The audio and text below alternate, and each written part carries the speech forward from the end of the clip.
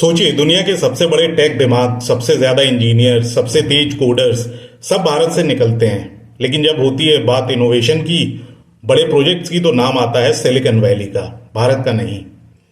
क्या ये अजीब नहीं है कि भारतीय दिमाग दुनिया बदल रहे हैं, लेकिन भारत नहीं। अरविंद श्रीनिवास जो परप्लेक्सिटी के फाउंडर हैं, तनय कोठारी, मुकुंद झा जैसे कुछ नाम हैं, अब ग्लोबल इनोवेशन की पहचान बनने लगे हैं।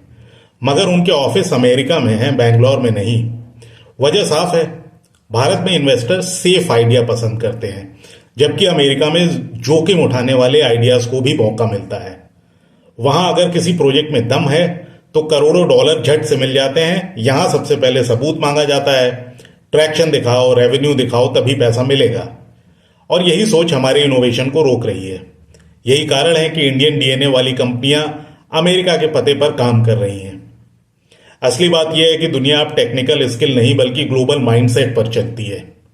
सिलिकॉन वैली में लोग सिर्फ कोड नहीं लिखते, वो बिजनेस पोजीशनिंग, नेटवर्किंग और प्रोडक्ट सेलिंग भी सीखते हैं।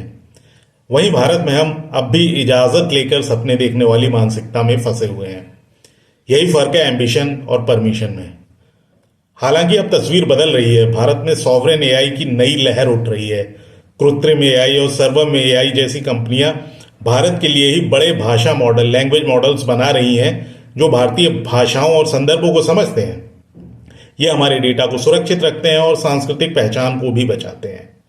इसके अलावा फ्रैक्टल एनालिटिक्स, हैप्टिक, नीरामई, नेट्राडाइन जैसी कुछ और कंपनियां हैं जो ग्लोबल स्तर पर ध्यान खींच रही हैं। इनका काम साबित करता है कि वर्ल्ड क्लास एआई अब भारत में भी बन सकता है। फर्क बस इतना है कि हमें अब डिग्री नहीं, नेटवर्क चाहिए। लोकल नहीं, ग्लोबल माइंडसेट चाहिए। भारत की नई पीढ़ी अगर इस सोच को अपनाए तो आने वाला दशक भारत का होगा। सवाल बस इतना है, क्या हम फिर किसी और अरविंद या मुकुंद को अमेरिका भेजेंगे, या इस बार उन्हें भारत में ही सिलिकॉन वैली बनाने का मौका देंगे? क्योंकि टैलेंट हमारे पास है, अब बस माहौल चाहिए, और वो माहौल हमें खुद बनाना होगा, जहां आइडिया को परखने से पहले सुना जाए और जोखिम उठाने वालों को पागल नहीं, पायनियर कहा जाए। पर सच्चाई यह भी है कि भारत की शिक्षा व्यवस्था बच्चों को सुरक्षित खेल सिखाती है, सेफ खेलना, असफलता से डरना, नंबरों के पीछे भागना और कैरियर को एक फॉर्मूले में बांध देना। यही मानसिकता इनोवेशन को दबाती है।